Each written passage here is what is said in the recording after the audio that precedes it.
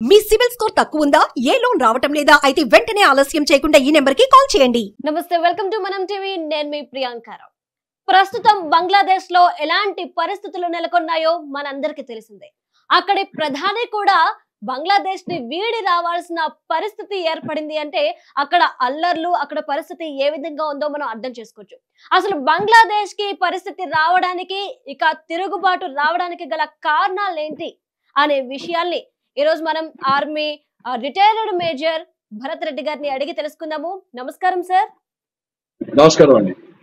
Sir, అసలు ఈ రోజు ప్రభుత్వంపై ఇంత వ్యతిరేకత రావడానికి బంగ్లాదేశ్ లో ఏంటి, ఏ కారణం వల్ల ఇదంతా జరిగింది అనుకోవచ్చు? దీనికి పలు కారణాలు ఉన్నాయండి. కానీ ప్రైమరీగా ఏదైతే న్యూస్ లో ఇప్పుడు వస్తుందో అది కేవలం ఒక స్టూడెంట్ లెడ్ ప్రొటెస్ట్ గా అందరికీ కనిపిస్తోంది. కానీ అంతర్గతంగా బంగ్లాదేశ్ లో ఇవాళ నుంచి కాదు, గత 10 ఏళ్ల నుంచి, ఆల్మోస్ట్ 2016 నుంచి కూడా కొన్ని విపరీతమైన శక్తులు అక్కడ పనిచేస్తున్నాయి. అండ్ నిన్న ఏదైతే జరిగిందో, అంటే నిన్న కాదు, ఈ గత కొద్ది రోజులుగా ఏదైతే సంఘటనలు జరిగాయో ఇవన్నీ ఈ గత 10 ఏళ్లుగా పెరిగి they have come to a logical conclusion yesterday అండి. సో అది అన్ఎంప్లాయ్మెంట్ కావచ్చు, అన్రెస్ట్ కావచ్చు, పాకిస్తాన్ యొక్క ప్రోద్బలం కావచ్చు, చైనా యొక్క చొరవ కావచ్చు, ఇవన్నీ కూడా దీనికి చాలా బలమైన కారణాలు. But let's speak as we cover this అండి. సార్, అయితే అసలు రిజర్వేషన్ కి సంబంధించి ఆ గొడవ ఏదైతే తలెత్తిందో, సో అసలు దీని గురించి మాకు కొంచెం వివరంగా చెప్తారా? సో అది చాలా సింపుల్ అండి. See what has happened was, Sheikh Hasina గారు ఎవరైతే ఉన్నారో ఆవిడ ఒక 30% రిజర్వేషన్ ఫ్రీడమ్ ఫైటర్స్, అంటే అవామీ లీగ్, తన పార్టీ 1971 లో బంగ్లాదేశ్ కి ఫ్రీడమ్ వచ్చినప్పుడు ఎవరైతే ఫ్రీడమ్ ఫైటర్స్ ఫైట్ చేశారో వాళ్ళే అవామీ లీగ్ లో ఎక్కువ ఉంటారు. అండ్ బంగ్లాదేశ్ గవర్నమెంట్ ఈసారి ఏం చేసిందంటే ఓ 30% రిజర్వేషన్ అవామీ, అంటే ఫ్రీడమ్ ఫైటర్స్ కి ఇచ్చింది, అంటే పరోక్షంగా అవామీ లీగ్ లీడర్స్ కి ఇచ్చినట్టే. అండ్ అది చాలా పెద్ద సమస్యగా రూపొంది ఒక స్టూడెంట్ మూవ్మెంట్ గా స్టార్ట్ అయింది. అండ్ ఇట్స్ బీన్ దేర్, అంటే ఒక నెల నుంచి సాగుతోంది ఇది. కానీ ఆ ఊపు ఏదైతే వచ్చిందో, స్టూడెంట్ మూవ్మెంట్ పీస్ఫుల్ మూవ్మెంట్ గా ఏదైతే స్టార్ట్ అయిందో అది ఒక పొలిటికల్ మూవ్మెంట్ గా మారి నిన్న అది ఒక పర్యవసానానికి వచ్చిందండి. ఓకే సార్, మొత్తం ఏదో ఒక ఆరోపణ అయితే తలెత్తుతుంది. అంటే బయటకు కనిపించడానికి ఇది కేవలం ఏదైతే మనం మాట్లాడుకుంటున్నామో స్టూడెంట్స్ కి సంబంధించిన రిజర్వేషన్స్ కి సంబంధించి మాట్లాడుకుంటున్నామో ఇదంతా ఒక ఎత్తు, కానీ తెర వెనుక ఉన్నది పాకిస్తాన్, చైనా, వీరిద్దరూ కూడా తెర వెనుకుండి దీన్ని అంతా నడిపిస్తున్నారు అని చెప్పేసి అంటున్నారు. సో దీనికి సంబంధించి దీన్ని ఎలా చూడాలి అంటారు? ఇది ఎంతవరకు వాస్తవం అనుకోవచ్చు? సో పాకిస్తాన్ యొక్క రోల్ బంగ్లాదేశ్ లో ఉంది అని చెప్పుకోవడానికి చాలా గట్టి రుజువులు ఉన్నాయి. ఇన్ఫాక్ట్ నేను మీకు చెప్పాను 10 ఏళ్ల క్రితం నుంచి ఇవి నడుస్తున్నాయని. 2016లో ఒక బాంబింగ్ సంఘటన జరిగింది. Dhaka is the capital city of Bangladesh. దాంట్లో ఆల్మోస్ట్ నాకు తెలిసి 32 మంది హతులయ్యారు దాంట్లో.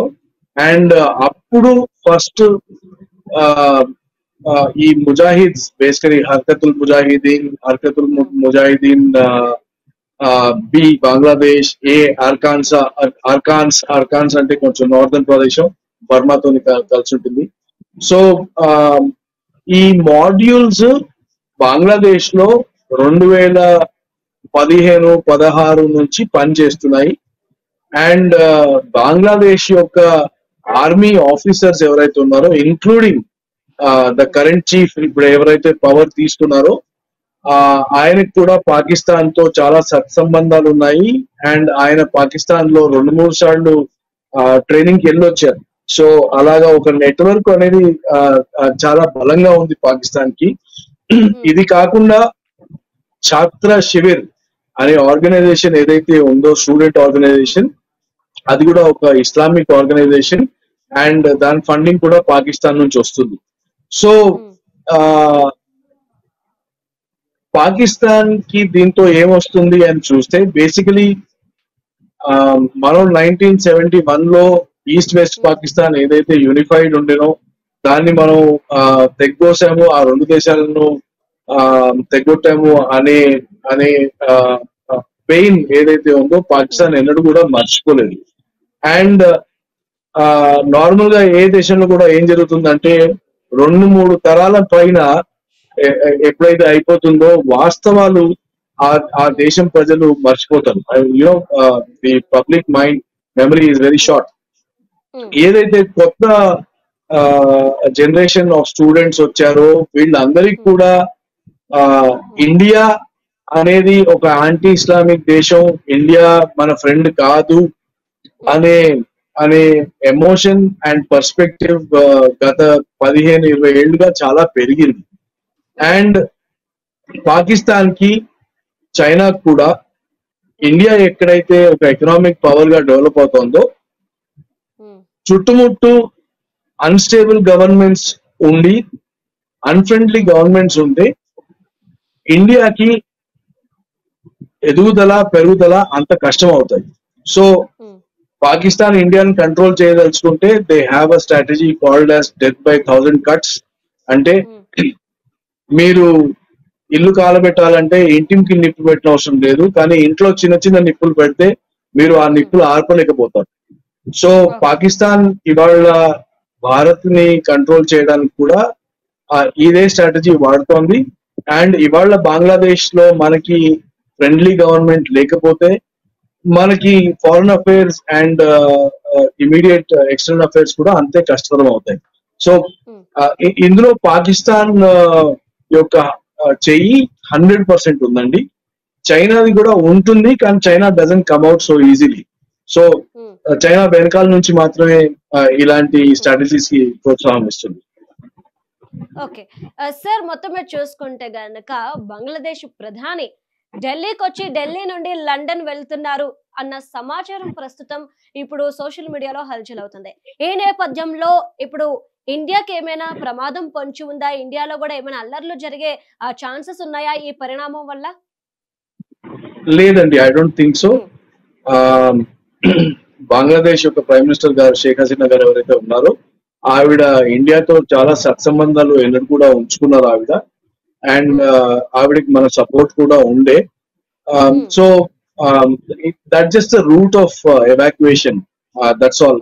కానీ బంగ్లాదేశ్ పరంగా ప్రస్తుతం ఇమ్మీడియట్ గా ఇండియాలో ఏ గొడవలు జరిగే అవకాశం అంతగా లేదు. కానీ ముందు ముందు బంగ్లాదేశ్ ఇండియా బార్డర్ దగ్గర కొంచెం ఇన్స్టెబిలిటీ వచ్చి కొంచెం ఇస్లామిక్ మిలిటెన్సీ ఏర్పడే ప్రమాదం మాత్రం తప్పకుండా ఉంది. But that will come in about next 6 to 18 months, not now.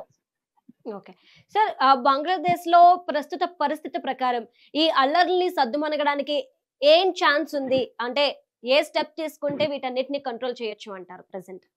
No, I think situation already control లోకి వచ్చేస్తోందండి. అంటే the height of violence I think is finished, because see అంటే స్టూడెంట్స్ కి ఒక స్టూడెంట్ ఆబ్జెక్టివ్ ఉండే, that was rolling back the reservations. అది జరిగింది.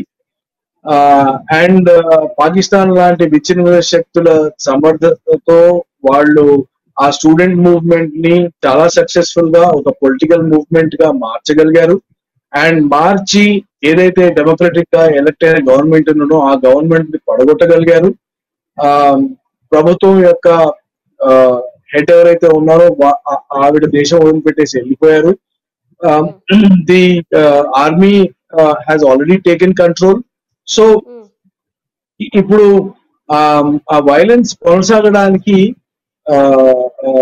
Reason ఏమీ లేదు. So I think everybody will go back to their homes. And army, Bangladesh army chief పొద్దున్నతో ఇప్పుడు ఆపోజిషన్ పార్టీ ఏదైతే ఉందో వాళ్ళని పవర్ లో పెట్టి ఇంకో ప్రైమ్ మినిస్టర్ డిక్లేర్ చేస్తారు. And I think that's about it అండి for now. Okay okay right thank you so much sir.